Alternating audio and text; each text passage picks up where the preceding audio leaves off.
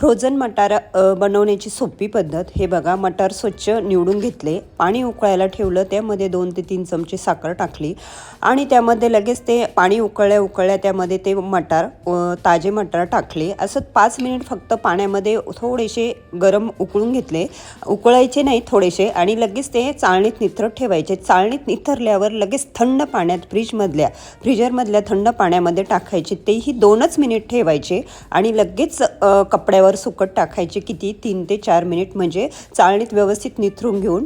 आणि भलेही तुम्ही थोडंसं असं जास्त वेळ घरामध्येच अर्धा पाऊण तास ठेवले असे कपड्यावर तरीही चालेल. नंतर झिप लॉक बॅगमध्ये भरून आणि फ्रीजरमध्ये ठेवून द्यायचे. मस्त वर्षभर तुम्ही कुठल्याही भाजीला वापरू शकता. अगदी ताज्या मटारसारखे हे मटार दिसतात. हे बघा, मी तुम्हाला दाखवते फ्रीजमधून काढून. हे बघा, हाताला किती कोरडे लागत आहे. अशा पद्धतीने उन्हात वाळत घालू नका, फक्त घरातच सावलीत ठेवा. आणि फ्रीजरमधून काढून दाखवते तुम्हाला दुसऱ्या तिसऱ्या दिवशी. ही झिपलॉक बॅग आहे, त्यामध्ये मी भरले. रोजचे वापरते थोड्या बॅगमध्ये ठेवले आणि बाकीचे पॅक करून ठेवले. आता मी एका प्लेटमध्ये पाणी घेऊन आणि ते फ्रेश कसे होत आहे ते दाखवते.